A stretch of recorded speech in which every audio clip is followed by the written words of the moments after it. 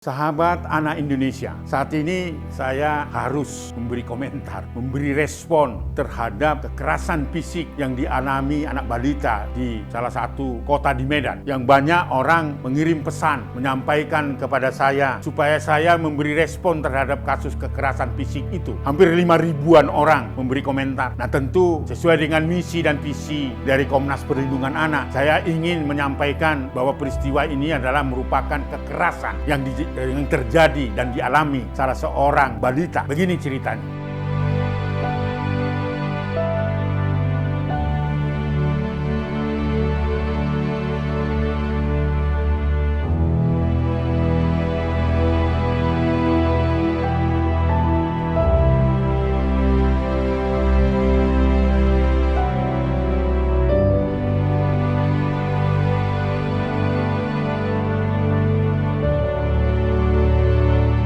Ada seorang balita mengalami kekerasan fisik yang dilakukan terduga pelaku tetangga dari korban. Saat ibunya dengan ayahnya bekerja, terjadi interaksi antara tetangga dengan pembantu rumah tangga dari keluarga korban. Begitu gemesnya, kemudian melakukan bujuk rayu sehingga anak yang dalam pengasuhan salah seorang ART itu memberikan kesempatan yang dikira ini adalah tidak ada hal-hal yang buruk yang akan terjadi diberikan. Tetapi setelah diberikan itu tidak tahu apa yang mendorong salah seorang tetangga lalu memukul anak itu dan mencubit dan menjewer sampai memar-memar telinga anak itu, dan itu terekam pada CCTV. Nah, membuat anak ini saat ini trauma. Tentu hal ini tidak boleh dibiarkan karena ini merupakan tindakan kekerasan. Nah, oleh keluarga, karena ini merupakan sebuah keadaan yang tidak boleh dibiarkan, keluarga ini melapor ke Poltabes Medan. Ini merupakan salah satu bentuk kekerasan fisik yang dilakukan oleh tetangga. Saya tidak tahu apa latar belakangnya. Tetapi CCTV itu jelas melihat setelah digendong, dipukul, lalu dijewer, sampai memar-memar kupingnya dan sebagainya. Nah, oleh keluarga, anak ini dilihat sudah mengalami trauma. Akhirnya untuk memperoleh keadilan dan untuk mengetahui apa motif, akhirnya dilaporkan ke Poltabes Medan. Oleh karena itu, saya atas nama Pegiat Perlindungan Anak di Kota Medan dan di Sumatera Utara merespon kasus ini agar ini betul-betul ditangani dengan serius supaya praktek-praktek seperti ini tidak terjadi. Tetapi harapan saya juga bahwa keluarga harus sungguh-sungguh memberikan perhatian ekstra pada pola pengasuhan pada anak-anak yang masih membutuhkan perlindungan dari orang tua. Jangan memberikan kepercayaan penuh kepada ART kita ketika ART kita itu mengerjakan seluruh pekerjaan di rumah, bukan khusus untuk melakukan pengasuhan pada anak.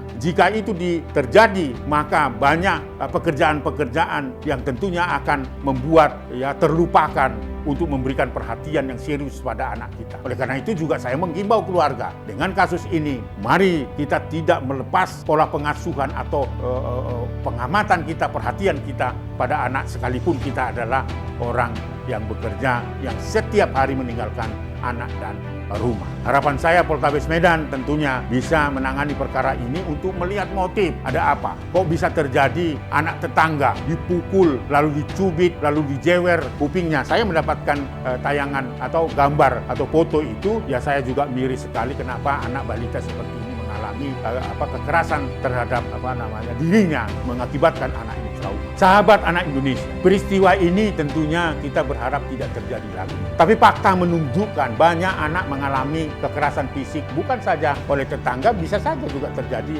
dalam lingkup keluarga itu. Mari kita tempatkan anak itu selalu membutuhkan perlindungan kita, sehingga kita melihat sosok anak, apapun perilakunya, apapun perbuatannya, kita harus menempatkan kita sebagai orang dewasa punya kewajiban untuk melindungi anak. Karena itulah dunia anak. Jika anak kita anggap tanda petik nakal, ya itu kita harus lihat sebagai sosok anak, bukan orang dewasa. Nah, ini yang saya selalu katakan dimanapun saya berhadapan dengan anak-anak. Sekalipun anak itu menjadi pelaku yang tanda petik membuat kita jengkel sebagai orang tua. Oh, nah, anak dilahirkan bukan atas kehendaknya. Itu prinsip. Oleh sebab itu adalah kewajiban kita untuk memberikan yang terbaik, layanan terbaik bagi anak-anak kita. Apakah kita bibinya, apakah kita kakek atau opungnya, atau bibinya, atau pamannya, atau tulangnya, apapunlah istilah yang terjadi dalam lingkungan sosial kita, dalam keluarga. Patut kita memberikan perlindungan bagi anak dari segala bentuk apa yang disebut dengan eksploitasi, baik itu eksploitasi ekonomi, eksploitasi seksual, bahkan eksploitasi politik dan penelantaran. Juga anak-anak yang berada dalam situasi perlindungan khusus, seperti anak-anak yang menjadi korban prostitusi, anak yang menjadi korban adopsi ilegal, diskriminasi, dan anak-anak yang terpaksa bekerja di jalan raya, di jalan-jalan umum,